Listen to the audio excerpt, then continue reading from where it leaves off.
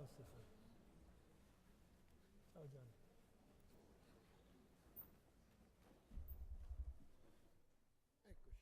Eccoci. Cominciamo con qualche minuto di ritardo perché naturalmente la pioggia a Roma è un evento tragico, per così dire, che spaventa molte persone. Devo intanto scusare l'assenza in questo momento di Presidente Casini, che aveva assicurato la sua presenza. In questo momento c'è in discussione al Senato un progetto di legge che riguarda una convenzione tra l'Italia e San Marino, ed egli, essendo Presidente della Commissione Esteri, nonché deputato dell'Emilia Romagna, deve essere in aula. Credo che ci raggiungerà non appena la seduta si interrompe. Sono molto lieto di questa occasione dell'8ª conferenza Ippolito che noi facciamo per celebrare il ricordo di un amico molto caro, e che facciamo con la presenza di Patrizia, la moglie di Felice, e di Benedetto, e suo figlio, su argomenti di varia natura, dalla politica economica alle questioni internazionali, oggi a un tema dell'importanza straordinaria che è la situazione della Siria. Io devo anche ringraziare Leni, che ci aiuta nell'organizzazione di queste conferenze, per il sostegno che dà a questa nostra iniziativa. Salam Kavakibi è uno studioso di scienze politiche, vice direttore e direttore della ricerca dell'Arab Reform Initiative, e ne sviluppa e coordina i progetti di ricerca. In particolare cura la ricerca sullo stato delle riforme nell'Arab World Report, ed è uno studioso molto apprezzato. Kavakibi è ricercatore associato in diverse università. In questo momento, per esempio, è a Berlino, ospite dell'Istituto di Scienze Politiche tedesco come ricercatore. La sua attività accademica è docente sul tema sviluppo e migrazioni all'Università di Parigi 1, che sarebbe la Sorbona, diciamo così. È stato ricercatore a Barcellona, ad Amsterdam, in molti altri istituti internazionali. È uno studioso ben conosciuto, che ha scritto molto. Il tema naturalmente è quello che è annunziato, cioè la situazione in Siria. Io ho avuto il piacere di conoscere Salam in una conferenza internazionale sui problemi del Mediterraneo e del mondo arabo, e ascoltare le sue parole su quello che è il dramma della Siria e il silenzio o la totale mancanza di iniziativa dell'Europa è qualcosa che fa una certa dolore e impressione. È un quadro che del resto noi abbiamo visto anche negli anni 90 davanti alla tragedia della Jugoslavia, cioè l'Europa ha molte difficoltà di trovare una capacità di iniziativa, è uno dei grandi problemi dell'Europa. Io non vorrei aggiungere nulla, se non ringraziare Salam per la sua presenza qui insieme con la Fondazione La Malfa, e dargli immediatamente la parola. Vous avez la parole, monsieur cher ami. Et naturalmente credo che dopo, après la conférence, vous allez prendre des questions et répondre. Grazie. Bonsoir, merci beaucoup monsieur le député, merci pour votre présence.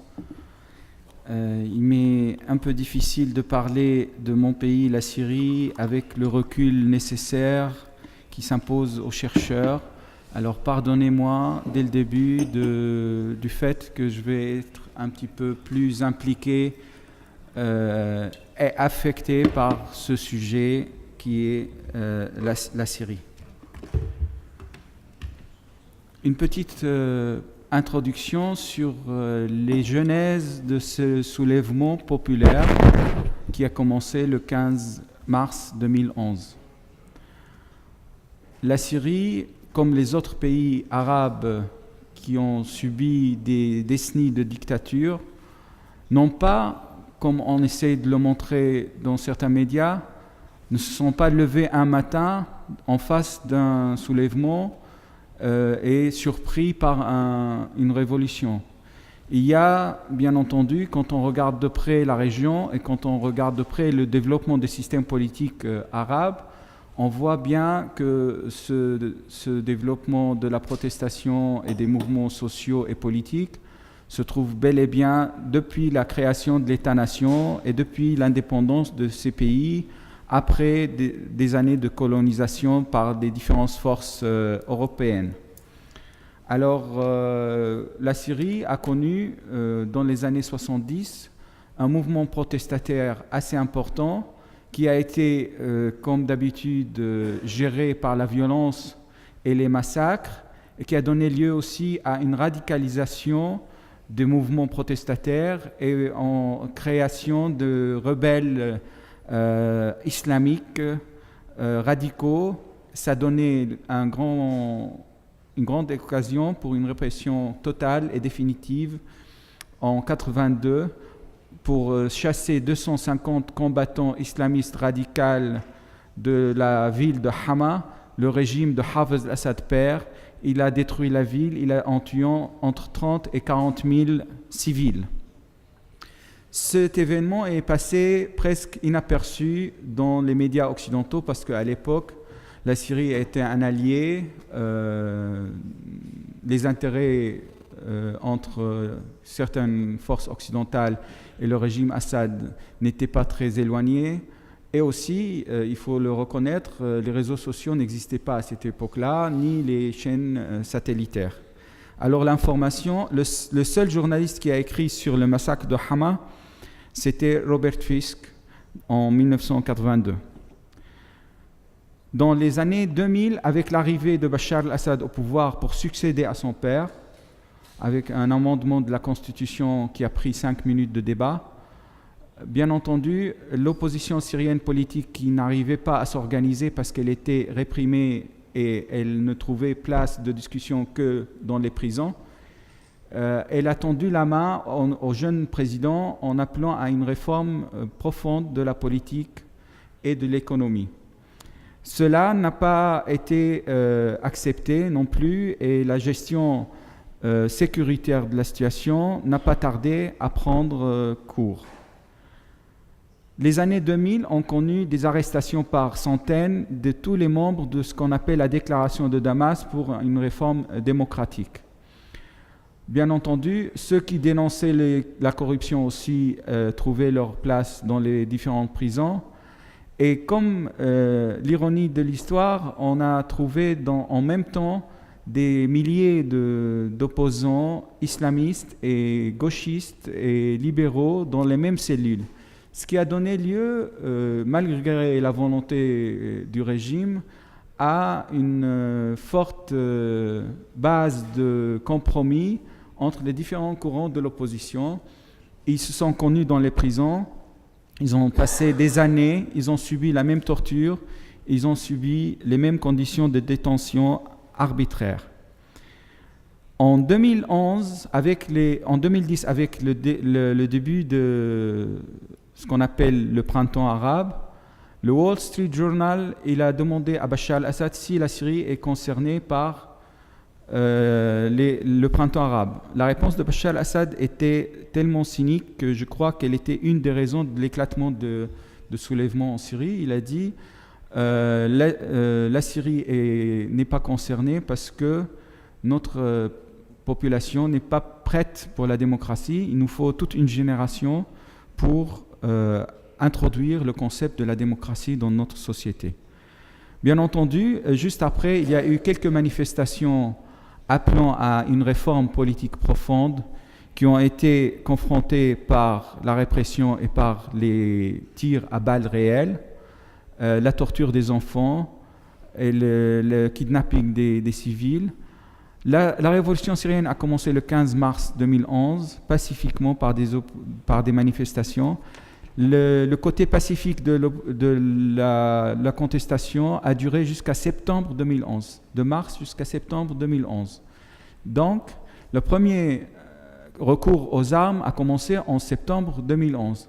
En septembre 2011, quelques centaines de militaires ont fait défection pour rejoindre l'opposition et pour dire on peut plus tirer sur les civils qui manifestent. À un moment donné, sur la place de la troisième grande ville, que vous avez vu des photos de sa destruction massive maintenant, Homs, il y avait 500 000 personnes sur la place de cette ville. Cela a beaucoup inquiété le régime. Et un vendredi, ces 500 000 personnes qui étaient dans la grande place ont subi des tirs à balles réelles de 4 côtés et il y a eu 370 morts. Bien entendu, l'idéal, c'était de continuer à lutter pacifiquement et l'idéal, c'était de garder cette dimension pacifique de l'opposition et de la contestation. Mais quand il y a une défection des militaires, quand il y a eu aussi des civils qui rejoignent les militaires défectifs pour protéger leur village, pour protéger leur famille, pour venger, malheureusement aussi, il faut savoir que la volonté de vengeance mène des gens à prendre les armes, ça donnait lieu à la création, ce qu'on appelle maintenant l'armée libre. Il faut déconstruire des mythes qui sont très ancrés dans l'esprit des chercheurs et des journalistes en Occident. Il y a au moins 4 mythes liés au régime syrien. On parle du régime du Baas, en référence au parti Baas. Il faut savoir que le régime syrien, avec l'arrivée de Hafez al-Assad père en 1970, il a transformé ce parti unique en bureaucratie sécuritaire. Il a supprimé toute dimension idéologique de ce parti. Qu'on la partage ou qu'on ne la partage pas, le parti n'existait plus depuis 1970 en tant que parti politique. Il s'est transformé en bureaucratie sécuritaire. Deuxième mythe, quand on parle du régime syrien comme régime laïque, ça plaît beaucoup en Occident de dire que le régime syrien est un régime laïque qui préserve les minorités, qui garde les pratiques religieuses à toutes les composantes de la société d'une manière tout à fait positive. Le régime syrien n'a jamais mérité cette qualificative d'être laïque. Il a au contraire instrumentalisé les religions, il a pris en otage les minorités en leur faisant croire ou comprendre, ou en leur imposant le sentiment que sans lui, c'est le chaos. Comme toutes les forces coloniales, c'est une vision très orientaliste de la société, diviser pour mieux régner. Alors créer des références religieuses, des appartenances religieuses plutôt que des appartenances nationales. Les Syriens se référaient sous le régime Assad à leur religion, à leur communauté, à leur région, à leur tribu, plutôt qu'à leur nation. Alors on a créé des sujets et pas des citoyens. Et il faut savoir aussi que le régime, pour essayer de rayer la route devant l'islam politique modéré, il a créé un islam social obscur, en installant dans toutes les villes en Syrie ce qu'on appelle les écoles Assad pour l'apprentissage du Coran. En créant un islam obscur, en développant un discours social de l'islam qui parle des pratiques, qui parle des interdits, d'une manière qui remonte au Moyen-Âge, pour faire face à ce qu'on appelle l'islam politique modéré et pour monopoliser l'espace religieux. Troisième mythe, quand on parle de régime syrien comme étant régime des Alaouites, c'est aussi pour dire c'est un régime qui représente une minorité religieuse et cette minorité religieuse sera menacée en cas de disparition de ce régime. Nicolas Van Damme, le chercheur hollandais et le diplomate hollandais bien connu, il décrit bien la nature de ce régime. Il dit c'est le pouvoir d'une minorité, c'est la minorité du pouvoir et ce n'est pas le pouvoir d'une minorité. Cette minorité du pouvoir peut être composée de toutes les religions. Tous ceux qui croient en ce pouvoir, ils font de lui leur religion. Tous ceux qui ont des intérêts avec ce pouvoir, ils ont ce pouvoir comme religion. Et il faut savoir que les appuis au pouvoir ne se trouvent pas dans la communauté alaouite, elles se trouvent dans toutes les communautés, notamment ceux qui ont profité de ce système. ce qu'on appelle la bourgeoisie parasite qui a bâti des fortunes grâce à la corruption et grâce à l'économie parallèle, elle est composée de toutes les religions et elle trouve dans ce pouvoir son protecteur. Aussi, il faut ajouter que les alaouites, les intellectuels alaouites, composaient une partie importante de l'opposition syrienne qui se trouvait dans les prisons dans les années 70 et 80, et 90 même. Il y a beaucoup d'alaouites maintenant qui sont impliqués dans l'opposition politique syrienne. Alors, les alaouites n'ont jamais été bénéficiaires de ce système en tant que communauté. Bien entendu, en tant qu'individu, il y a des gens de toutes communautés confondues qui ont profité de ce système. Et quatrième mythe, quand on présente le système syrien, le régime syrien comme étant anti-impérialiste et anti-sioniste et le dernier résistant dans la région contre l'hégémonie d'Israël. Il faut savoir que ce régime n'a jamais tiré une seule balle sur le front avec Israël depuis 1974. Il a toujours utilisé des guerres par proxy pour négocier avec les Israéliens les propres intérêts du régime. La déclaration du cousin du président était très claire au début de la révolution quand il a dit « La déstabilisation du régime syrien menacera la sécurité de l'État d'Israël ». C'était un message qui a été très clair et qui a été très bien entendu à Tel Aviv. Ce qui explique maintenant la position israélienne hésitante et la position israélienne même qui soutiennent le maintien de ce régime protecteur de ses frontières du Nord. Finalement, quand on parle aussi de l'anti-impérialisme et d'anti-capitalisme, il faut savoir que ce régime il s'est transformé du capitalisme de l'État sous le père Assad au capitalisme de la famille sous la présidence d'Assad fils. La privatisation, la vague de privatisation qui a touché l'économie syrienne ces dernières 10 années a mis des centaines de milliers de gens dans la rue et cette privatisation était au profit de la famille, n'était même pas au profit du secteur privé. C'est les cousins et les proches qui ont obtenu les marchés publics. Bien entendu, il y a une situation humanitaire très grave. Vous êtes en train de la constater peut-être derrière moi dans les photos. Comme j'ai dit, il y a plus que 6 millions de déplacés à l'intérieur du pays. Il y a 3 millions de réfugiés à l'extérieur. Il y a 46 à 50% de l'infrastructure sanitaire qui est complètement détruite. Il y a des villes qui ont disparu de la carte. Il y a la ville de Homs qui a perdu 80% de son paysage urbain. Il y a la ville de Halab dans le nord qui est la deuxième ville qui a perdu toute sa vieille ville qui remonte à 7000 ans et qui a perdu aussi tous les monuments principaux. Et bien entendu, elle a perdu 50% de la ville a été complètement ou partiellement détruite. On parle souvent dans les médias en Occident de l'opposition syrienne et on lui reproche le fait de ne pas être unifiée. Bien sûr, comme je viens de vous expliquer la situation que la Syrie, depuis 1958, sous l'union avec l'Égypte de Nasser, et après avec l'arrivée du parti Baas en 1963, et après avec l'arrivée de la dynastie Assad en 1970, ce qui veut dire qu'il n'y a pas eu une vie politique normale pendant 5 décennies au moins. Alors, il est tout à fait normal que l'opposition n'arrive pas à s'organiser, que l'opposition, comme j'ai dit, n'arrive pas à trouver un espace de dialogue et d'échange à part les prisons.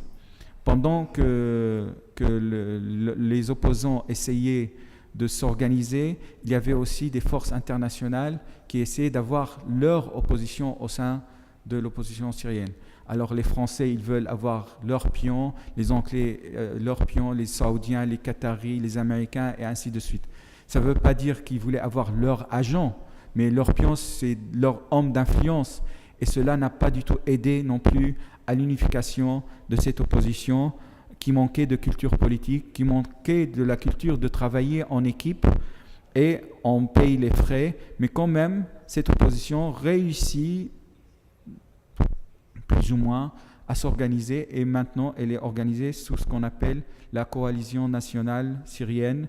Et il y a aussi la fraction militaire qui est organisée sous le conseil militaire syrien.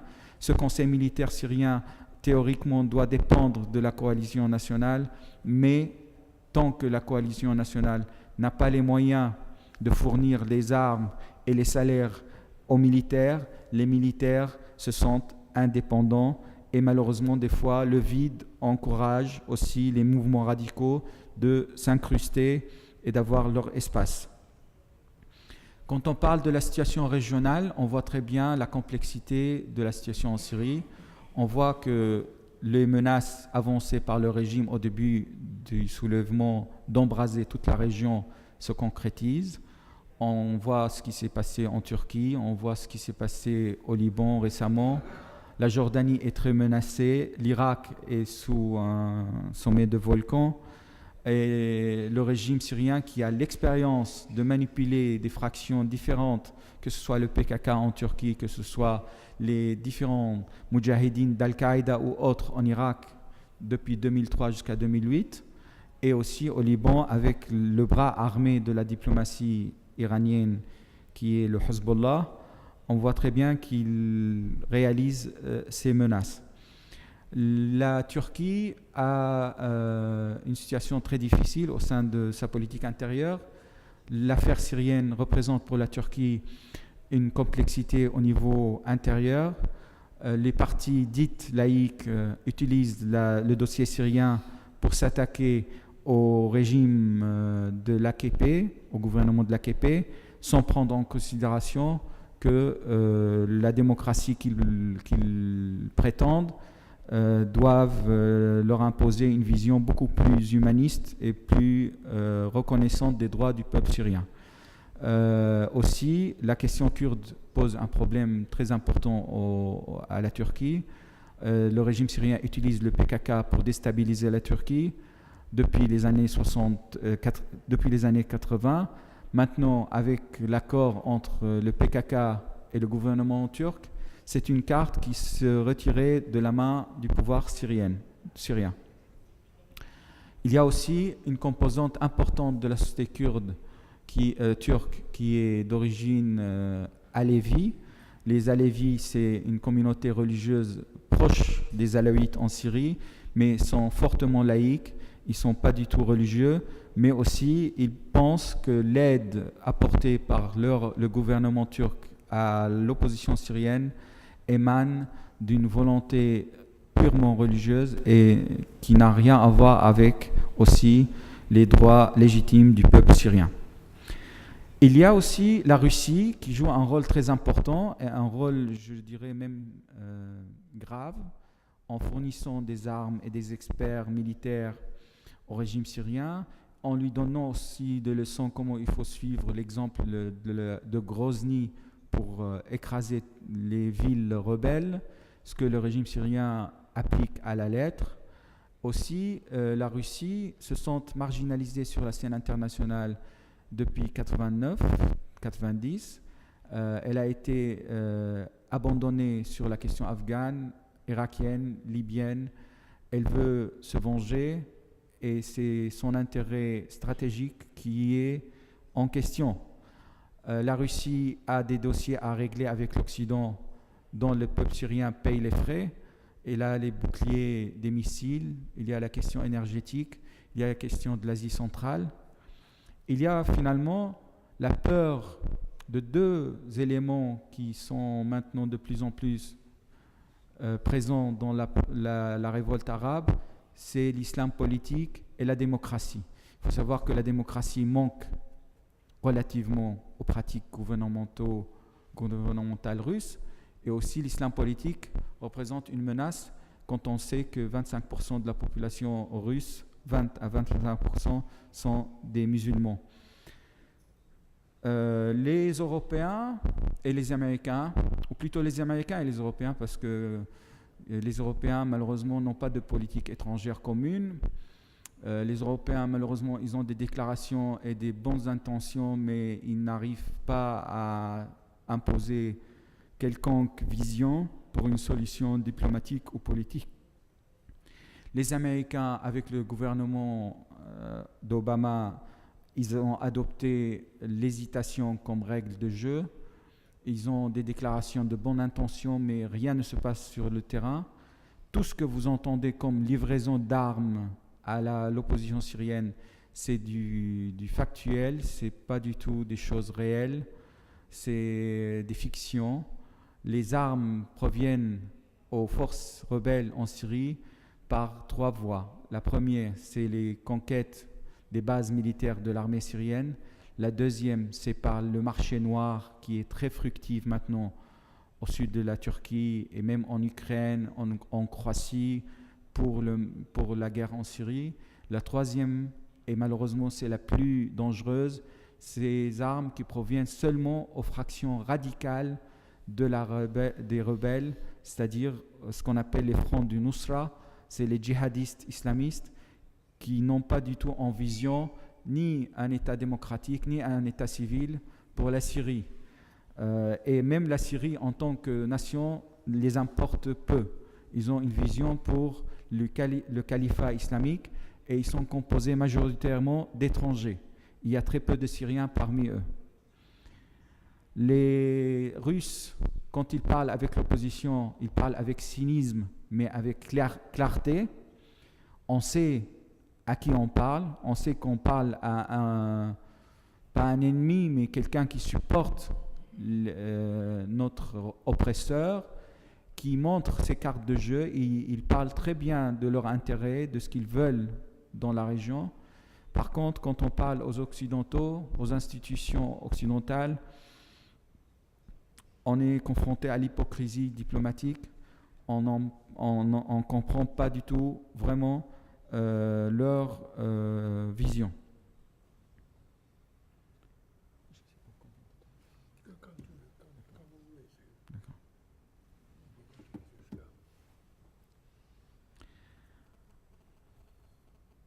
Il y a aussi, on parle toujours des votes au Conseil de sécurité de la Chine et de la Russie, du veto.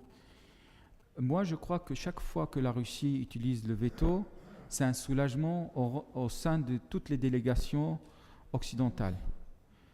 C'est un ouf parmi toutes les délégations, à partir des États-Unis jusqu'à ailleurs. Aussi, moi je fais la comparaison qui risque de choquer certains parmi vous entre la guerre d'Espagne et la guerre de Syrie. La guerre d'Espagne, il y avait Franco, soutenu par les fascistes et les nazis. En Syrie, il y a Assad qui est soutenu par l'Iran et la Russie. Les républicains qui ne recevaient aucun soutien, ils ont même été abandonnés par le gouvernement socialiste de Blum en France. Et les républicains, avec ce manque de soutien, ils se divisent, ils se tournent vers les mouvements radicaux, ils se tournent vers Staline. Et Staline, il trouve une brèche dans la guerre d'Espagne pour renforcer les fractions radicales, ce qui a mené à la défaite devant Franco. La seule différence, je vois moi, quand je regarde de près la population syrienne, que ce scénario, la fin ne sera pas la même en Syrie. Une autre observation que je partage avec vous, c'est quand on parle souvent dans les médias occidentaux de la guerre, des bombardements, des cadavres, et on parle des exactions des deux côtés. Bien entendu, quand on parle des exactions des deux côtés, on les met à égalité. Mais on oublie que quand un État qui a le monopole de la violence tue 600 personnes à 700 personnes dans un village, et en face, il y a un criminel des rebelles qui massacre un cadavre ou une personne, on fait ça au même niveau.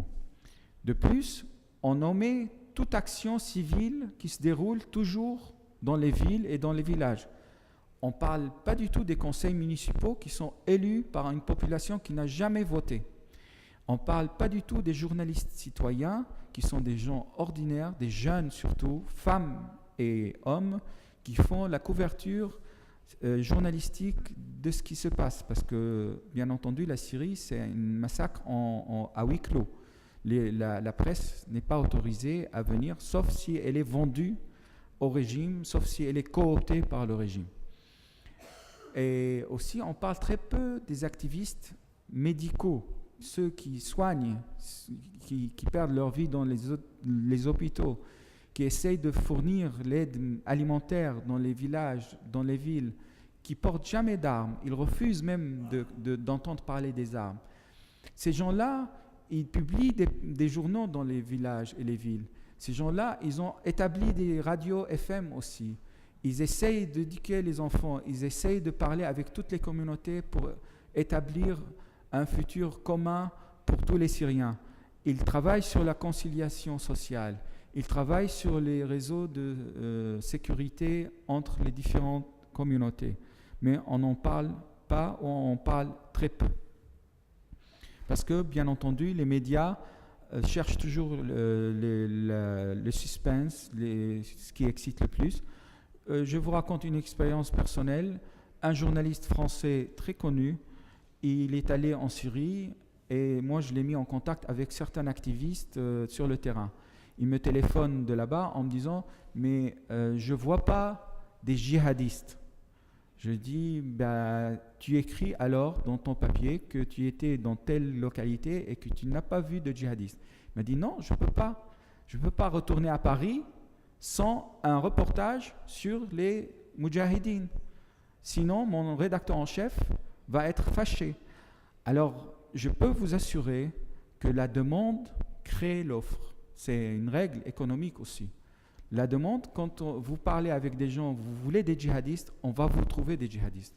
Et maintenant, je nie pas l'existence des djihadistes, je dis encore plus qu'ils sont là, qu'ils sont très dangereux et ils continuent à recevoir de l'aide pendant que les autres fractions modérées et laïques ne reçoivent rien, et Mme Merkel ou autres personnalités politiques européennes disent il ne faut pas armer l'opposition syrienne. C'est-à-dire il faut qu'elle soit massacrée en silence. On ne veut pas qu'elle soit armée, cette opposition, pendant que les radicaux tous les jours reçoivent ce qu'il faut pour mener leur lutte, qui n'est pas une lutte pour la Syrie, qui n'est pas une lutte pour la démocratie, qui n'est pas une lutte pour le peuple syrien.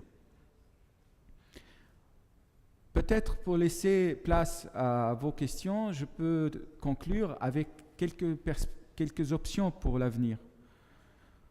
Je crois que l'option d'intervention militaire étrangère pour arrêter les massacres en Syrie n'est pas demandée par les Syriens d'une manière claire et n'aura jamais lieu. Il n'y a pas de volonté. Il y a beaucoup de défaites dans plusieurs autres scènes de confrontation. Il y a l'hésitation américaine, il y a la crise économique européenne. Il y a beaucoup de facteurs pour empêcher ce scénario. Le deuxième scénario, c'est la victoire des rebelles contre le régime, la victoire militaire seulement. Cette victoire militaire ne sera pas possible qu'avec l'implication des forces radicales. L'implication de forces radicales, ça veut dire la Syrie va s'éclater en morceaux. Ça veut dire c'est une guerre civile assurée. Alors la troisième option, qui est la plus plausible, c'est un processus politique clair avec en parallèle un maintien d'équilibre de force, un renforcement des forces modérées et laïques et même de l'islam modéré au sein des rebelles pour faire face à cette tuerie qui ne cache pas son visage, qui utilise les missiles, qui utilise le bombardement aérien, qui utilise les armes chimiques. Et comme disait mon ami Pier Paolo Dell'Aggio, les lignes rouges de M. Obama sont devenues des lignes roses il y a un sentiment de déception chez les Syriens à l'égard de la communauté internationale. Il y a un sentiment de délaissement du peuple syrien à l'égard qu'ils sont délaissés par la communauté internationale. Il y a un étonnement aussi de la position de la société civile européenne qui était très mobilisée pendant la guerre d'Irak, qui était très mobilisée même avant, pendant la guerre de Vietnam. Son indifférence ou son action très biaisée par rapport à ce qui se passe en Syrie choque pas mal de Syriens, et notamment les laïcs syriens. Et finalement, je dirais, il y a aussi un sentiment d'amertume à l'égard de certaines gauches pavloviennes européennes qui n'a rien à voir avec les idéaux de la gauche européenne, qui continuent à soutenir le régime syrien, qui continuent à recevoir de l'aide financière du régime syrien. Il faut dire un chat, comme il le faisait avec Saddam Hussein, comme il le faisait avec Kadhafi. Ils le font avec le régime syrien. Et l'ironie du sort, c'est que cette extrême gauche est alliée avec l'extrême droite, parce qu'il faut savoir que tous les chefs des partis fascistes et nazis se rendent à Damas presque toutes les semaines pour porter leur soutien au régime syrien, que ce soit les Polonais ou les Hongrois ou les Anglais ou les Français, et en même temps ils se retrouvent dans les mêmes hôtels et peut-être dans les mêmes avions avec leurs collègues de l'extrême gauche, et c'est déplorable même pour la vie politique européenne. Merci beaucoup.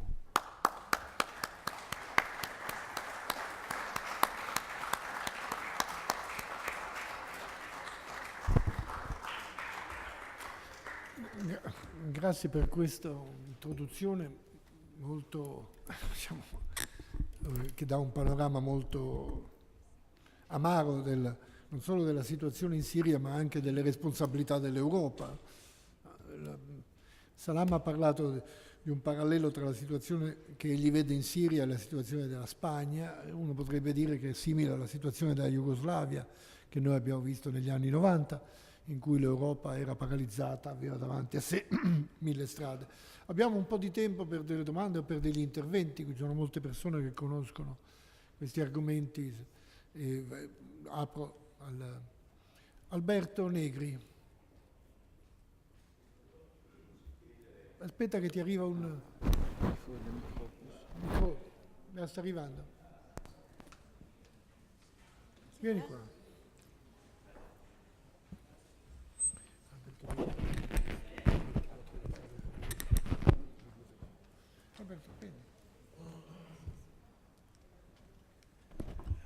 Volevo chiedere a Salam che cosa pensa degli sviluppi dell'ultima situazione che si sono verificati in seno all'opposizione ma anche al regime. È stato nominato un nuovo presidente dell'opposizione, Ahmad Jabra, che dicono filo saudita. Si è dimesso il primo ministro della coalizione dell'opposizione Hitto, e allo stesso tempo Bashar Assad ha rinnovato tutti i vertici del partito Ba'ath, facendo fuori, costringendo alle dimissioni, Farouk al-Shara. Pensa che questi sviluppi vadano in che direzione? In una direzione della possibilità che magari ci sia un tentativo di mediazione, per esempio da parte della coalizione con il regime, oppure andremo ancora in là nello scontro e persino il tanto annunciato negoziato di Ginevra potrebbe saltare in questa situazione. Insomma, questi sviluppi, secondo lui, vanno verso la direzione più di una cessata il fuoco o di un ulteriore approfondimento del conflitto.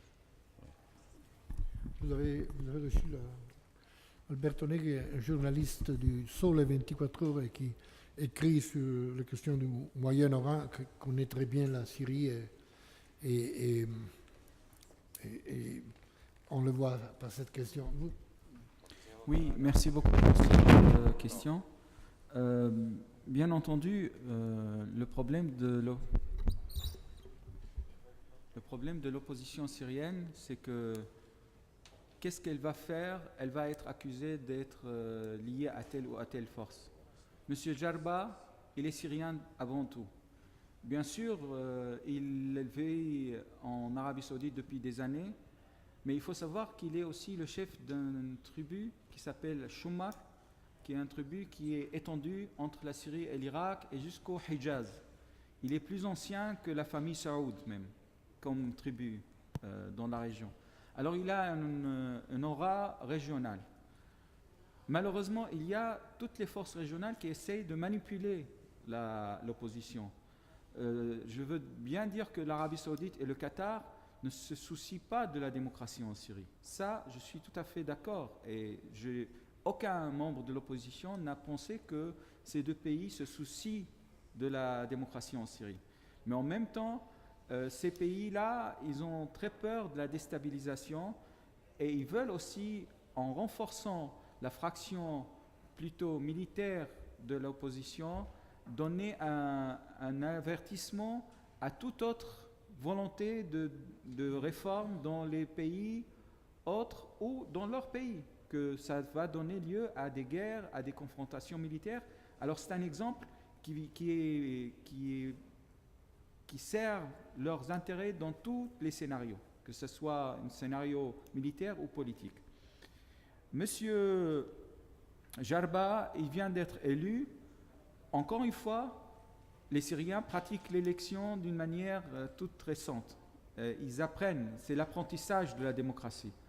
Il a été élu, il est présenté sur la liste de M. Michel Kilo, c'est une liste des libéraux démocrates.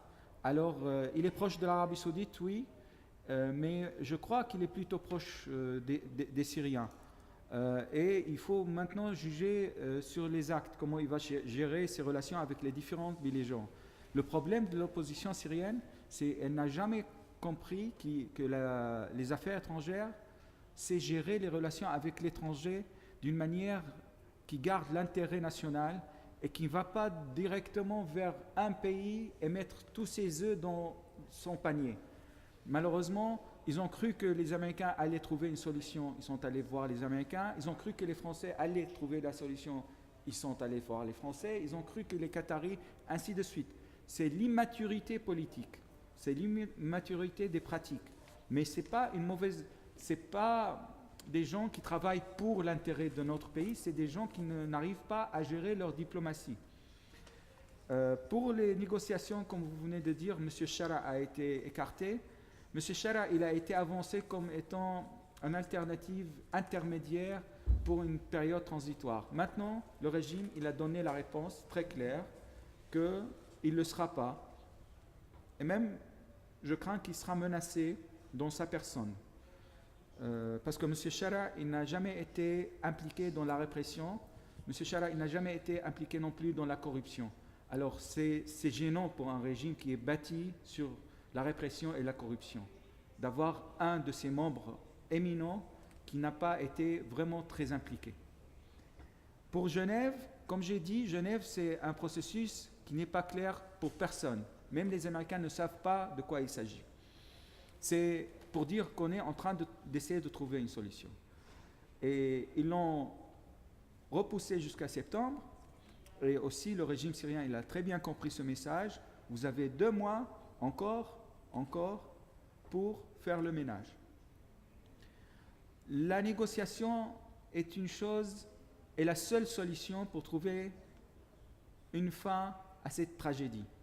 Mais pas une négociation pour négociation.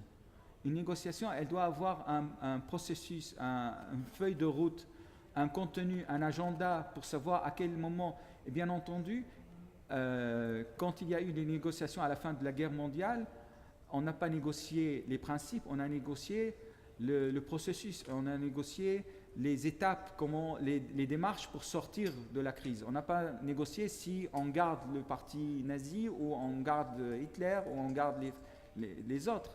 On a négocié comment faire une transition pacifique et comment installer un système de justice transitionnelle qui épargnera la Syrie de toute volonté de vengeance. Et croyez-moi, moi je crains beaucoup pour l'avenir parce que la vengeance maintenant s'accumule. Il y a des familles en entier qui sont massacrées.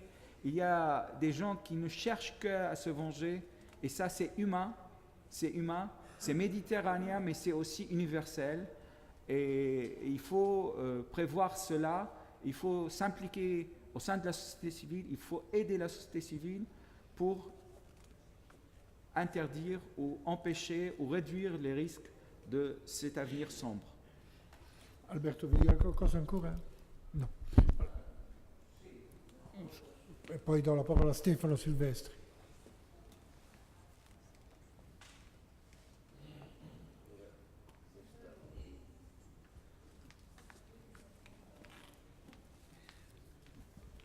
Volevo chiedere a Salam una domanda più generale che riguarda l'Islam politico. Se ritiene che gli eventi in Egitto, ma anche quello che è accaduto nelle settimane scorse in Turchia, possano costituire per l'Islam politico una forte perdita di immagine come alternativa ai regimi autoritari della regione.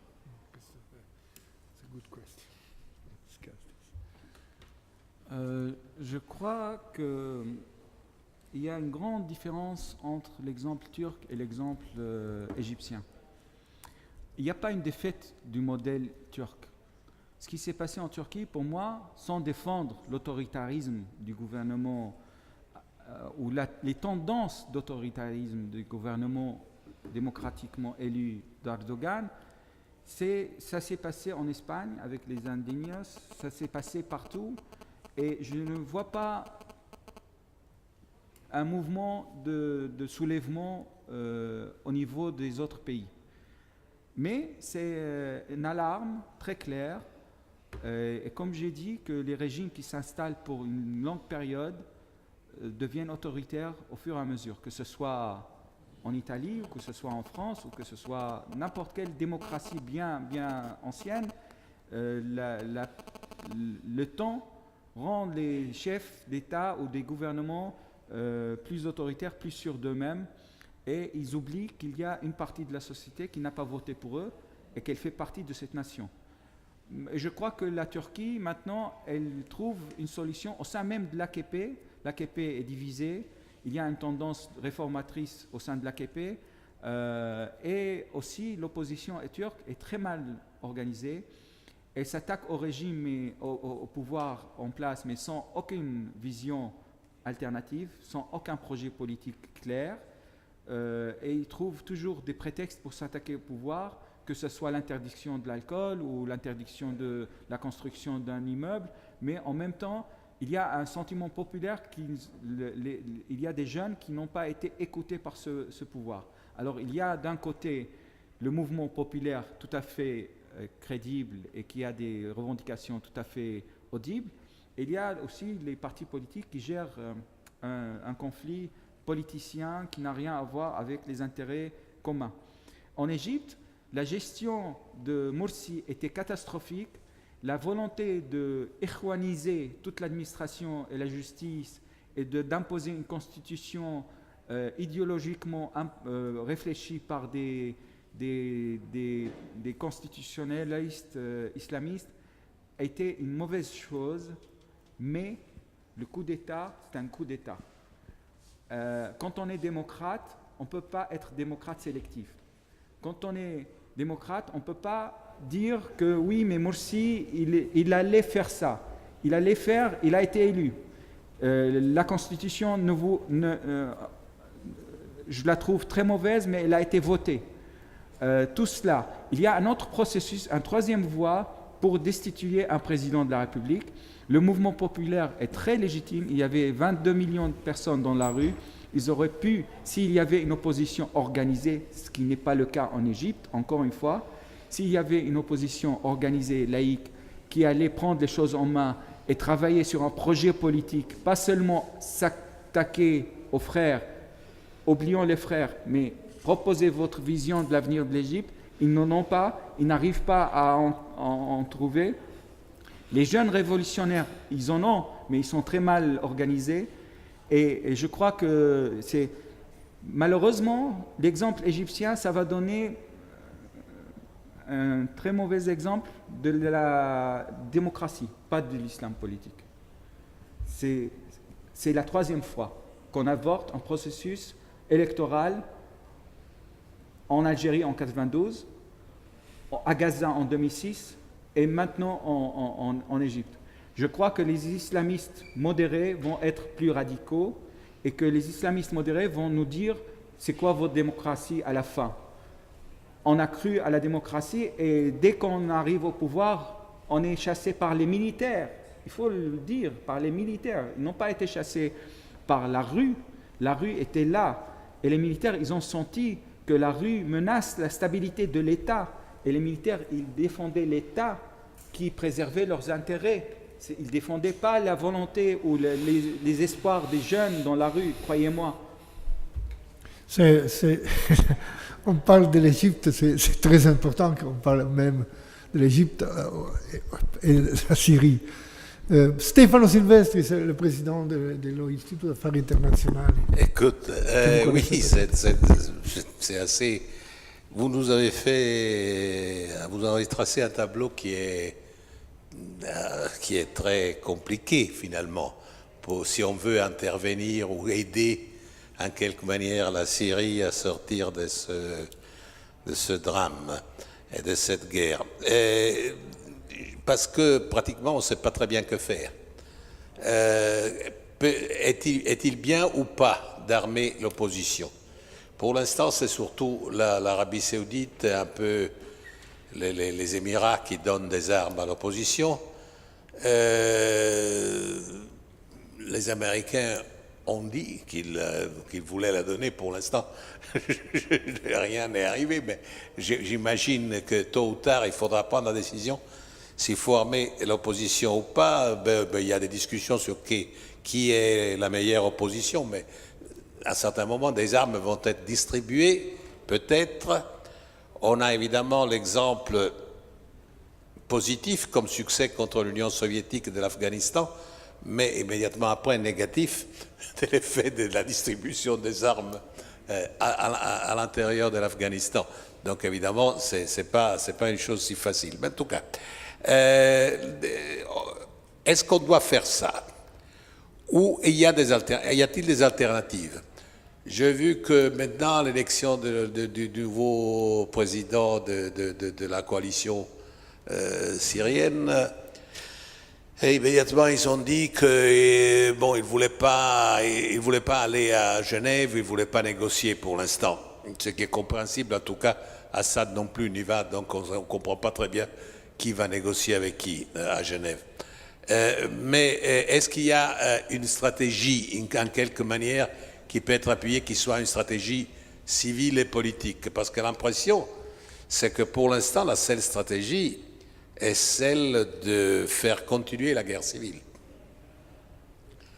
Faire continuer la guerre civile, bon, disons que si on applique à la guerre civile syrienne les schémas qui appliquaient les généraux de la Première Guerre mondiale en Europe, à la fin, l'opposition devrait vaincre sur le gouvernement simplement parce qu'il y a des gens qui font plus d'enfants que du côté du gouvernement, mais c'est une gestion, c'est le programme d'un massacre continuel pratiquement celui-ci. Donc on ne comprend pas très bien s'il y a une vision politique de comment terminer, s'il est possible d'avoir une vision politique de comment terminer. S'il n'est pas possible, alors qu'est-ce qu'on devrait faire? Quels seraient les conseils pour des forces politiques européennes qui aimeraient bien quand même contribuer à une solution démocratique ou au moins plus avancée en Syrie et de se libérer de Bachar al-Assad? Qu'est-ce qu'on doit faire? On doit aider à former des partis politiques syriennes? On doit éduquer politiquement l'opposition syrienne pour ce qui est possible? Ou on doit effectivement commencer a passare in termini di intervenzione? Grazie. La domanda di Stefano è di quelle che fanno venire i brividi, cioè, dice, qui l'ipotesi più probabile è che l'interesse di tutti sia di far continuare la guerra civile, perché in fondo lo aveva detto anche Salam, Israele ha interesse a quella situazione, l'Iran ha interesse a quella situazione, gli Stati Uniti non hanno particolare interesse a impegnarsi, continua la guerra civile, ma è una guerra civile che ha fatto già 120.000 morti e 3 milioni e più di rifugiati, quindi è una situazione di quelle che una coscienza occidentale, se esiste questa parola, dovrebbe considerare inaccettabile. In fondo è quello che 15 anni fa si reagiva così ai massacri della Jugoslavia. Ci volle poi un po' di tempo, ci volle poi che gli americani si decidessero, perché sfortunatamente la mia impressione di fondo è che l'Europa non è in grado di avere una politica estera. Se l'Europa non ha la guida degli Stati Uniti, le politiche estere dell'Europa sono quelle che si ricordano le diplomazie di 100 anni fa. Gli italiani si ricordano una certa cosa dell'Adriatico, i tedeschi, gli inglesi si ricordano una certa idea del Medio Oriente, i francesi si ricordano un'altra faccenda del Medio Oriente. Cioè l'Europa, quando guarda ai problemi al suo est e al Mediterraneo, non è in grado di pensare una politica europea. Solo se gli americani trovano la forza, l'impegno, il coraggio, la determinazione di fare questa politica. Quindi questo è il quadro che io vedo. Mi sono inserito in questa domanda di Silvestri, ma a vous la parole, monsieur.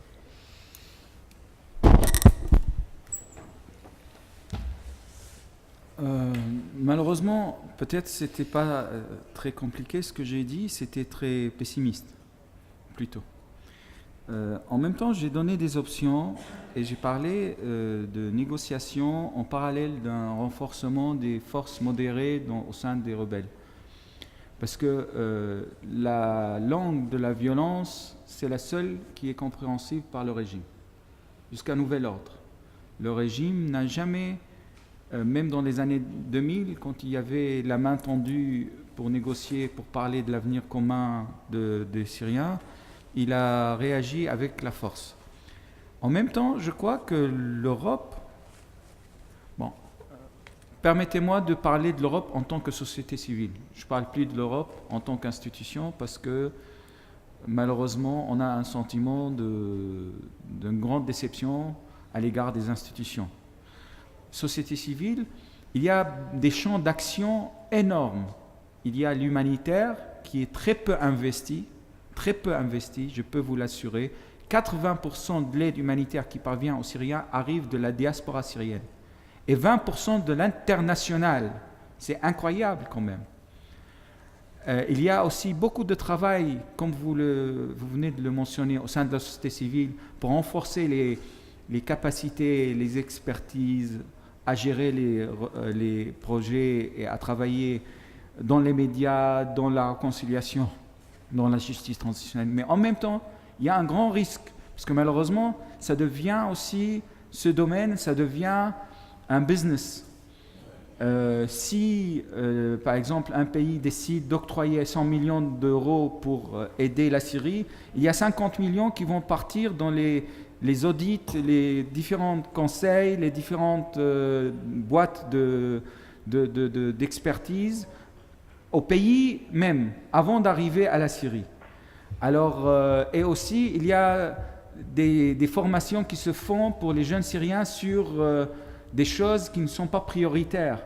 Mais comme ça entre dans l'agenda des ONG américaines ou européennes, alors on investit là-dedans. Par exemple, je suis tout à fait d'accord que les droits des homosexuels, ça fait partie des droits de l'homme, mais ce n'est pas une priorité pour le peuple qui subit un bombardement quotidien. De les éduquer à respecter les droits des homosexuels, c'est très bien, mais dans une étape plus avancée peut-être. Et il y a beaucoup d'exemples comme ça. Je crois que travailler avec la société civile, reconnaître qu'il y a une société civile en Syrie, reconnaître aussi que cette société civile n'est pas à notre image, parce que le problème de l'Europe, c'était que toujours on cherchait une société civile qui nous ressemblait. C'est-à-dire les Européens cherchaient dans les pays du Sud des sociétés civiles qui leur ressemblaient. Et comme ça, ils ont mal compris les pays et les sociétés du Sud. On a mal compris la Tunisie. On a pensé que la Tunisie, c'est que les Tunisiens qui parlent notre langue, qui boivent avec nous un verre d'alcool et que leurs femmes ne sont pas voilées. C'est très bien, mais il y a aussi les 80% qui ne sont pas comme ça. Alors on ne voulait pas les voir en face. On ne voulait pas voir les Syriens qui sont des conservateurs. Moi, j'appelle ça la société civile des cocktails. On préférait la société civile des réceptions des ambassades. Les gens qu'on connaissait dans les différentes villes et qui parlaient notre langue, qui parlaient avec nos références, qui reflétaient notre image, qui nous parlaient de Voltaire et de Montesquieu et ainsi de suite, et qui sont complètement déconnectés de la réalité. Ou bien, l'Europe aussi, les institutions européennes sont responsables dans le financement de ce que j'appelle moi les GONGO, les Governmental Non-Governmental Organizations, les organisations qui ont été créées par les gouvernements pour récupérer l'argent de Barcelone et l'argent de l'Union pour la Méditerranée, tout ce qui venait de l'Europe dans les partenariats était récupéré par le pouvoir lui-même via une fausse société civile et qu'on appelle aussi Flango en Syrie parce que c'est First Lady Non-Governmental Organization, ou Rango en Jordanie et au Maroc, Royal Non-Governmental Organization. On était très contents de travailler avec la femme de Moubarak, on était très contents de travailler avec la femme de Assad. Et les Européens, quand vous leur demandez « Est-ce que vous travaillez avec la société civile dans le Sud ?» Oui, on travaille avec Madame Assad. C'est la société civile dans le Sud. Et ça a duré des années. Alors je crois qu'il faut un peu changer cette vision de la société civile et de reconnaître qu'elle peut être voilée, qu'elle peut être barbue, qu'elle peut ne pas boire avec vous un verre de vin, mais elle fait partie intégrale de la société civile du Sud. Domanda.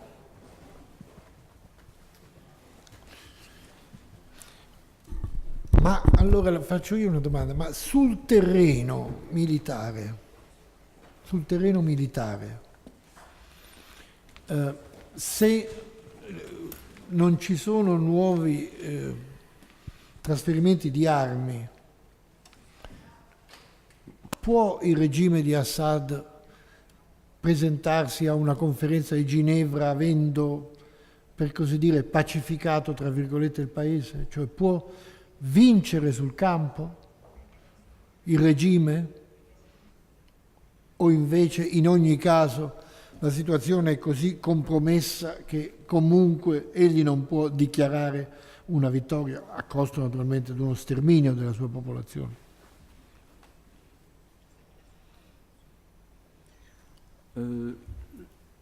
Je crois, et ça me renvoie à une partie que je n'ai pas évoquée dans ma réponse concernant votre question, je crois qu'il y a un champ pour le travail diplomatique très important qui n'est pas exploité.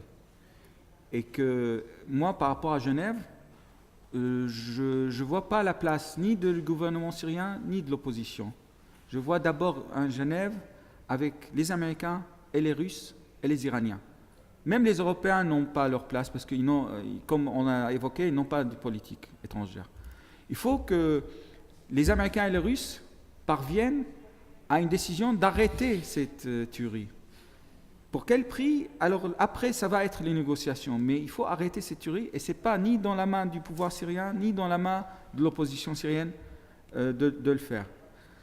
Militairement, vu la situation sur le terrain, le régime est incapable de reconquérir toutes les parties qui ont échappé à son contrôle. Mais en même temps, il est encore capable de détruire massivement toutes les villes qui ont échappé à son contrôle. Parce qu'il a le ciel, il bombarde quotidiennement, il y a beaucoup de villes qui n'existent plus, des villages qui ont été complètement enrayés. Peut-être vous avez vu quelques photos de la ville de Homs, il reste presque plus rien. Et il y a un journaliste allemand qui était en Syrie le mois dernier, il m'a dit, je pense qu'un tel niveau de destruction, l'humanité n'a pas connu depuis la Deuxième Guerre mondiale. Pour vous dire à quelle dimension les villes sont détruites. Mais malgré tout, le régime n'arrive pas à s'imposer militairement. Mais ça va être une guerre d'usure Et malheureusement, il y a un sentiment que les Américains, ça ne les dérange pas ce scénario, pour qu'on arrive à un stade dire on ne peut plus ni les uns ni les autres continuer plus, trouvez-nous une solution. On va trouver une solution à la Dayton, qui pacifiera la Syrie, mais qui créera un État non fonctionnel, un État paralysé, et ce sera un scénario catastrophique pour la Syrie. C'è qualcuno? Alberto ancora, sì, prego.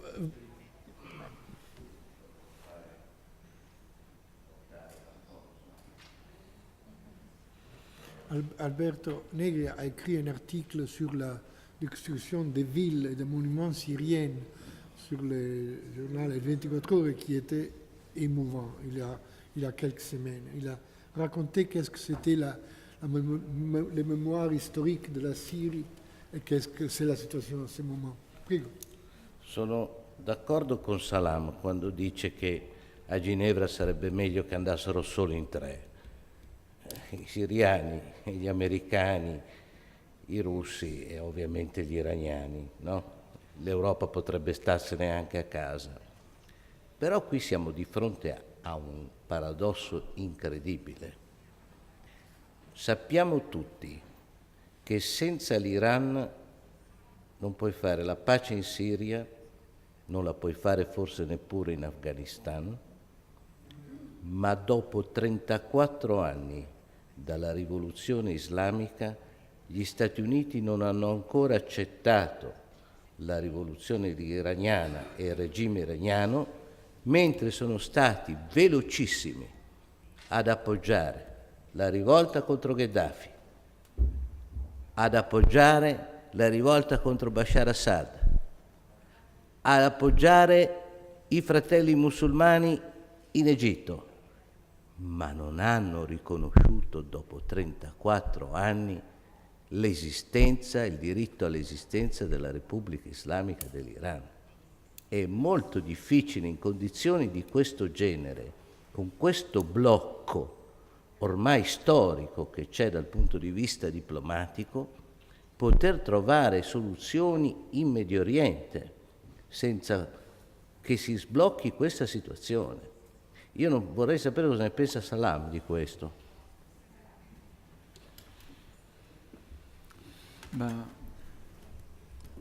Moi, je crois que la politique américaine était catastrophique à plusieurs niveaux et sur plusieurs registres, et indéfendable. Surtout, pas seulement aussi par rapport à l'Iran, pas seulement la politique américaine, la politique européenne. Parce que Khatami, qui était un président réformateur, n'a été soutenu par aucun pays démocrate.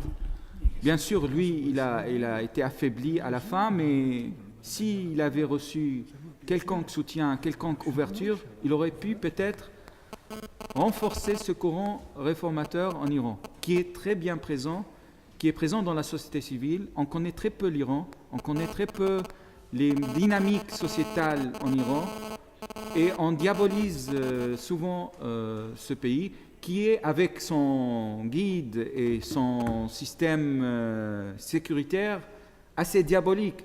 Mais aussi la société, elle est belle et bien présente. C'est le pays le plus laïque au niveau sociétal. C'est une république religieuse, mais c'est une société fortement laïque. Et ça, on le connaît très peu en Occident et dans les autres pays aussi, même dans les pays arabes. Moi, je crois que l'Iran est un acteur très important. Mais il ne faut pas... Et souvenez-vous que le nucléaire iranien, il y a eu plusieurs solutions pour régler l'affaire qui ont été avortées. Il y a eu la solution brésilienne turque qui a été avortée. Il y a eu aussi... L'Iran a signé les conventions, contrairement à Israël. C'est pas pour défendre l'Iran. Je sais que l'Iran a des ambitions des fois dangereuses, mais croyez-moi que chaque fois que Ahmadinejad parlait, menaçait Israël, d'extermination d'Israël et ainsi de suite, c'était un pain béni pour Netanyahou. Et en même temps, c'est du populisme gratuit pour Ahmadinejad, parce que dès que la situation économique est compliquée, on peut sortir avec les grands discours, les menaces à des forces étrangères, et je crois qu'il y avait une alliance implicite entre le gouvernement iranien de Nijad et le gouvernement du Likoud, parce que en août 2011, il y avait un soulèvement populaire en Israël, des jeunes qui sont sortis dans les rues de Tel Aviv revendiquer des droits. Et en septembre 2011, le dossier du nucléaire iranien a été ressorti et mis sur la table, et on a tourné la page sur le mouvement social israélien. Alors c'est toujours un affairisme politique qui a été derrière cette situation. Je crois qu'il faut impliquer l'Iran dans les négociations, et il faut impliquer la Russie, et il faut reconnaître les intérêts des uns et des autres sans les accepter, les reconnaître comme intérêt et négocier. Comme j'ai dit, pour la première Genève, si je suis en mesure de décider, une première Genève, elle ne doit pas associer les Syriens. Une première Genève, elle doit se dérouler entre les Américains, les Russes et les Iraniens. Et si les Européens veulent jouer le rôle d'observateurs, tant mieux, mais sinon, ce n'est pas grave. Et les Syriens, ils doivent négocier entre eux, mais ça ne peut pas se faire qu'au moment où il y a un cessez-le-feu réel, un cessez-le-feu avec l'implication des forces de peacekeeping, parce que la destruction, la tuerie est telle que maintenant la situation sociétale va devenir assez délicate et on risque d'avoir des réactions. Et je finis en disant, encore une fois, ce n'est pas encore une guerre civile. Il y a tous les ingrédients d'une guerre civile, mais ce n'est pas encore une guerre civile. Il n'y a pas encore eu une réaction massive de la part de l'opposition ou des victimes à l'égard d'une communauté quelconque à base communautaire. Par contre, il y a eu des massacres qui ont été perpétués par l'État, par le pouvoir, sous prétexte communautaire, et les réactions n'ont pas eu encore lieu. Et on espère que la guerre s'arrêtera avant que ça commence, parce que donc le temps, au moment où ça va commencer dans ce sens, ça va être une guerre des 100 ans. Il y a encore une question là-bas. J'ai vu una mano in fondo. Prego.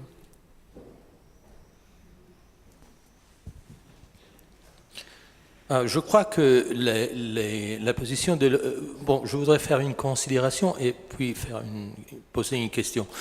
La considération, c'est que généralement, la politique extérieure est très influencée par la politique intérieure. Et en Europe, la vision stratégique de l'Europe devrait être celle de soutenir un mouvement qui pousse à une démocratie, car les démocraties dans l'histoire ont toujours été alliées, tandis que les régimes répressifs se sont entre-aidés. Mais si l'Europe hésite dans cette vision stratégique, c'est que peut-être l'Europe elle-même est en train de perdre ou a partiellement perdu sa propre âme. L'âme de la Révolution française, l'âme de la Révolution américaine, occidentale, les mouvements démocratiques qui ont poussé à une grande révolution économique aussi et à la prospérité qu'on connaît. Aujourd'hui, on voit une Europe qui impose des politiques d'austérité d'une façon pas toujours très démocratique. On voit des mouvements de réforme constitutionnelle, des poussées qui ne sont pas toujours dans l'esprit des constituants. Et donc, je pense qu'il y a un problème de l'âme européenne qui est en train de se montrer dans la politique syrienne ou dans le manque de la politique européenne en Syrie. Donc, la Syrie est très importante pour la Syrie, mais pour l'Europe aussi, je crois. En même temps, je voudrais poser une question, c'est-à-dire, quel est le sujet du conflit syrien du point de vue économique? Quelles sont les questions économiques sous-jacentes? Quelles sont les demandes économiques de l'opposition et quelle est quelles sont les questions économiques que l'élite défend en Syrie? Merci. À vous de conclure sur cette question. Merci beaucoup. Par rapport à l'Europe et la démocratie, que les démocraties s'entraident et les dictatures s'entraident, je suis un peu sceptique parce que vu les aides énormes des démocraties aux dictateurs, notamment dans les pays arabes, on peut mettre en question cette règle. Il n'y a pas longtemps que M. Assad était sur les Champs-Élysées pour fêter 2008, le 14 juillet. Aussi, je crois que l'Europe traverse une crise sur plusieurs registres. Je ne veux pas, même si je suis aussi citoyen européen, mais là je parle en tant que Syrien, je préfère ne pas me mêler dans les affaires intérieures européennes, mais je peux critiquer les affaires étrangères européennes, au moins. Je me donne ce droit. Pour les dimensions politiques, économiques de la révolution syrienne, il faut savoir que les mouvements sociaux ont un rôle très important. Et quand on voit la corruption endémique qui a régné en Syrie depuis 1970, et quand on voit aussi, pour ne pas parler d'autres pays, vous savez, l'Algérie, l'Égypte, partout, cette corruption endémique fait partie des socles principaux des pouvoirs politiques. Et dès qu'elles se sentent menacées, elles deviennent très violentes. En Syrie, comme j'ai dit, le pouvoir de Assad père, il a géré la situation économique en profitant de l'aide des différents pays, que ce soit l'Iran ou les pays du Golfe. Il faut savoir que le régime syrien était très proche du Qatar. Maintenant, on accuse le Qatar, mais le Qatar avait investi dans les sociétés très proches de la famille présidentielle en Syrie l'équivalent de 6 milliards d'euros. Alors, c'était des alliés qui sont devenus des ennemis. Il faut voir aussi les changements des intérêts et les changements des circonstances. La Syrie, avec une gestion économique catastrophique qui a accompagné une corruption endémique, a donné lieu à, comme j'ai dit, centaines de milliers de chômeurs, a donné lieu, notamment ces dernières 10 années, une gestion qui n'a pas suivi l'exemple du père, parce que le père, il essayait d'acheter la paix sociale en employant des centaines de milliers de fonctionnaires sans vraiment trouver un travail, mais c'était un emploi pour réaliser l'emploi complet, comme les pays dits socialistes. On avait tout le monde qui sortait de l'université, qui avait un travail, très mal payé, mais au moins ils avaient quelque chose pour dire qu'on travaille quelque part. Avec la privatisation développée par le régime du Assad fils et la vente, ils ont bradé les biens de l'État à des gens proches de la famille pour des francs pour des euros symboliques, pour rien presque.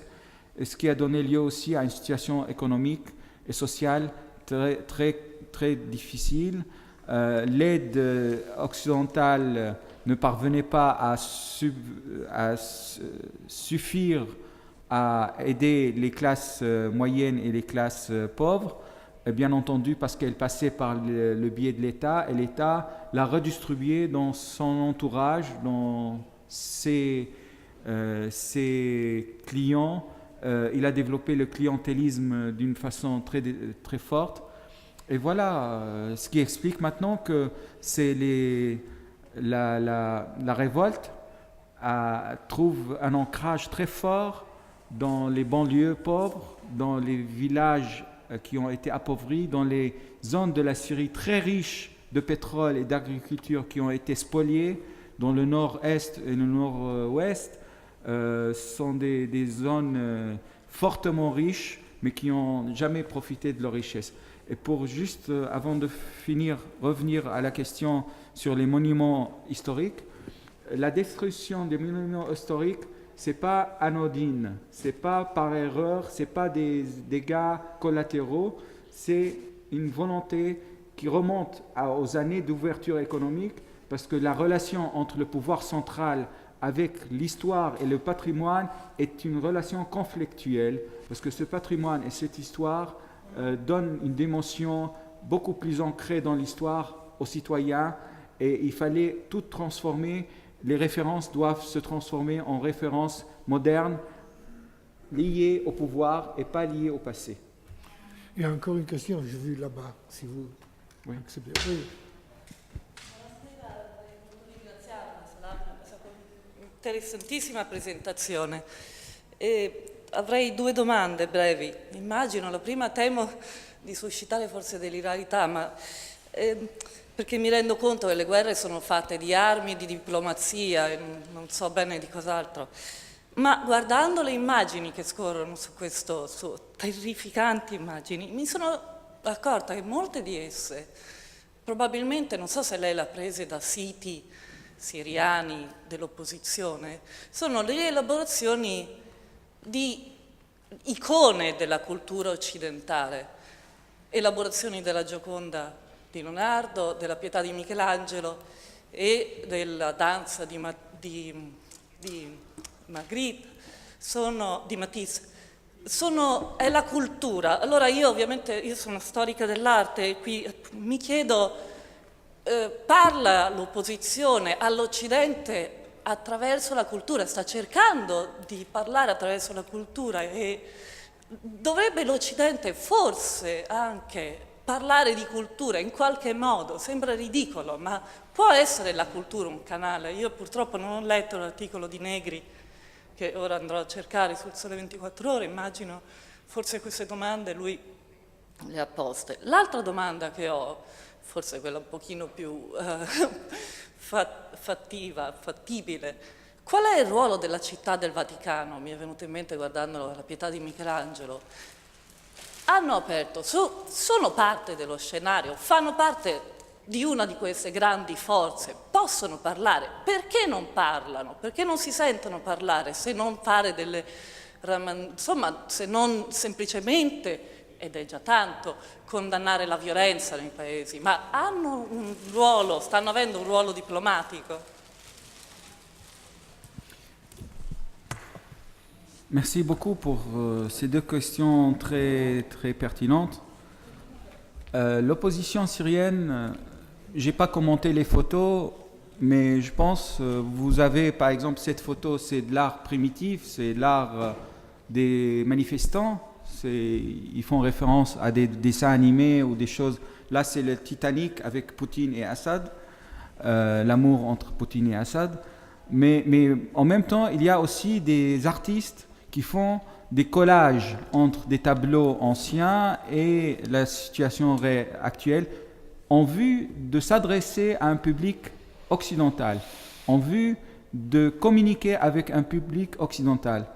Et ils essayent, mais est-ce qu'ils parviennent? C'est ça la question. Parce que il y a beaucoup d'artistes syriens qui font des pièces de théâtre, ils font du cinéma. Il y a 2 de mes meilleurs amis cinéastes qui ont été assassinés parce qu'ils tournaient. Ils faisaient rien que tourner. Et ils tournaient des documentaires. Ils ne faisaient pas du journalisme, ils faisaient des documentaires sur la vie civile. Alors, il y a beaucoup de culture dans cette révolution. Et les intellectuels syriens essayent de communiquer, mais après, est-ce qu'il y a une écoute? De l'autre côté, c'est ça la question. J'étais par exemple l'année dernière au festival international ici, à Ferrara. Il y avait avec moi un jeune, il y a 19 ans, qui a fait des marionnettes, des projections de marionnettes pour expliquer la situation.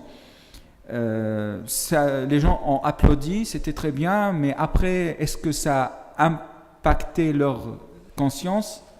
Ça, je ne peux pas le mesurer. Le Vatican, c'est très important parce que, comme j'ai dit, la question religieuse est très instrumentalisée par le pouvoir. Et malheureusement, les chefs de l'Église en Syrie, ils sont tous, pas tous peut-être, mais la plupart, ils ont été nommés avec l'aval des services de renseignement, même pas l'aval politique, l'aval des sécuritaires. et c'est avec aussi un aval des références plus importantes à Rome ou à Constantinople ou à Athènes, ça dépend des orthodoxes et des catholiques. Ils jouent un rôle très mauvais dans les chefs des églises, dans la présentation, l'explication de la situation en Syrie. Ils disent que ce régime, on ne l'aime pas, ce régime, il est peut-être répressif, ce régime, il est peut-être corrompu, mais l'alternative n'est pas mieux. Et l'alternative peut menacer l'existence des chrétiens en Syrie. Et pour vous dire une chose, les chrétiens en Syrie, leur nombre était de 15% en 1965-66. En 2010, avant la révolution, leur nombre a chuté jusqu'au 4,6.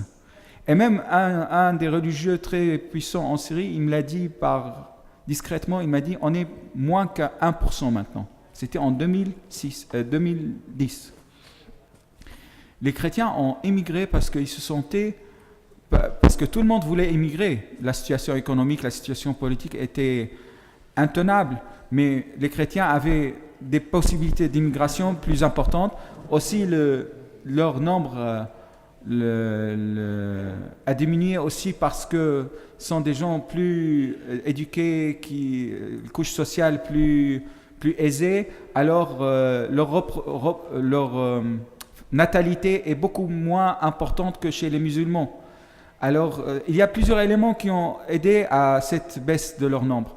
Maintenant, il y a des religieux, comme une sœur qui s'appelle Marie Lacroix, qui joue un rôle de propagandiste pour le pouvoir. Pourtant, il y a des religieux qui sont extraordinaires, comme le père Paolo Dell'Aggio, qui joue un rôle pour expliquer la réelle situation en Syrie. C'est un Italien qui a vécu en Syrie 30 ans, qui a aidé à créer un couvent de dialogue interreligieux. Dans son couvent, il recevait... Il y a une photo de lui, je ne sais pas si vous l'avez vu, il priait avec des médecins musulmans, et pour lui, c'était une prière universelle. Alors, malheureusement, le Vatican hésite, le Vatican reçoit des informations déformées des chefs des églises, tout en sachant que ces chefs d'église ne sont pas du tout indépendants. Le Vatican peut jouer un rôle très important. Il y a le Conseil des églises qui joue un rôle plus important, à mon avis, que le Vatican, pour parvenir à une solution politique. Bene, credo che questa conferenza abbia illuminato molti di noi su un problema, ma anche posto davanti alla coscienza di noi europei la inerzia totale nella quale l'Europa si trova. E la domanda che a un certo punto ha fatto Salam, dire ma perché in Libia in 5 minuti si è deciso di intervenire e qui dopo 2 anni e mezzo e decine di migliaia di morti e milioni di rifugiati si esita a fare qualunque cosa? Che cos'è la differenza che muove il petrolio? Che cos'è che muove questi movimenti? E perché si muove così rapidamente i paesi per far cadere un regime dittatoriale come quello dell'Egitto, nato seppure da un'elezione, perché qui di fronte a un regime che fa delle cose orribili ed è certamente un regime non democratico, perché c'è questa inerzia? Sono domande con le quali noi alle quali non siamo in grado di dare una risposta. Quello che noi possiamo fare è portare, come faremo, all'attenzione del governo italiano, del ministro Bonino, che io avevo invitato ma che oggi non so se in Ucraina o dove l'esito di questa conversazione, per la quale io ringrazio moltissimo il professor Cavachibi e lo ringrazio per essere stato con noi, e a tutti voi buone vacanze, perché noi non ci vedremo se non a ottobre per la prossima lezione Ippolito, che è prevista mi pare per il giorno 2 di ottobre, ma avrete un'informazione al momento giusto. Grazie, buonasera. Merci beaucoup.